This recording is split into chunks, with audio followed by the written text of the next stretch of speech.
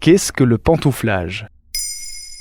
Merci d'avoir posé la question. Mi-mai 2022, le ministre des Transports, Jean-Baptiste Djebbari, aussi star de TikTok, a annoncé rejoindre l'armateur CMA-CGM, une société privée de transport international de marchandises, en tant que vice-président exécutif en charge du pôle spatial. Cette nomination a été annulée par la Haute Autorité pour la transparence de la vie publique.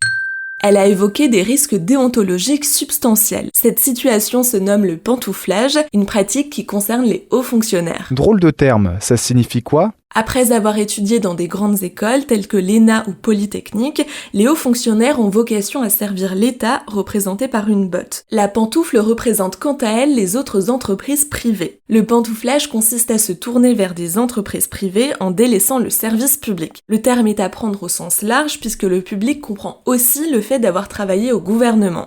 Invité de RTL en 2020, le journaliste Vincent Jaubert évoquait des hommes ayant fait des allers-retours entre le secteur public et privé et incitant à confondre l'intérêt public avec l'intérêt privé.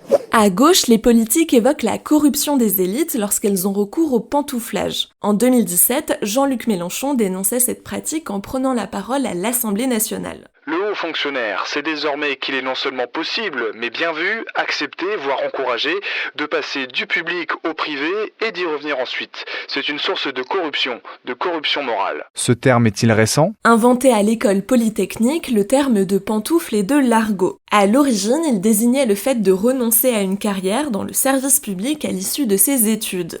Il y a en effet une règle établie depuis 1949. Les personnes sortant des grandes écoles telles que l'ENA, Polytechnique, l'ENS doivent travailler 10 ans au service de l'État. Si elles ne le font pas, elles devront rembourser la totalité des salaires perçus pendant leur formation. Pourquoi pantoufler alors ? Les tentations de pantouflage sont nombreuses parce que les salaires sont bien plus élevés dans le privé que dans le public, pouvant être multipliés par 10 dans le secteur bancaire notamment. Voici ce que disait le sociologue Paul Lagneau-Imonet à France Inter.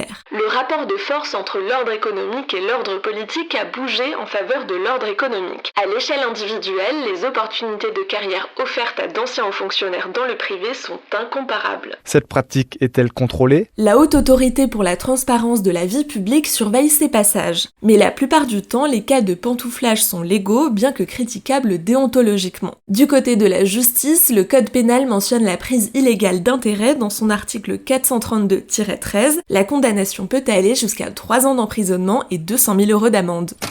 As-tu des exemples de personnes qui ont eu recours au pantouflage ? C'est le cas de l'actuel président de la République, Emmanuel Macron. Il est sorti de l'ENA en 2004 et après avoir travaillé 4 ans pour le secteur public en tant qu'inspecteur des finances, il a intégré le privé via la banque Rothschild en 2008 avant de travailler au cabinet de François Hollande puis de devenir ministre.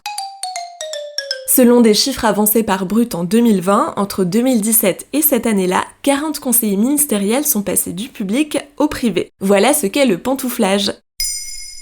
Maintenant, vous savez, un épisode écrit et réalisé par Pauline Weiss. Ce podcast est disponible sur toutes les plateformes audio et pour l'écouter sans publicité, rendez-vous sur la chaîne Bababam Plus d'Apple Podcast.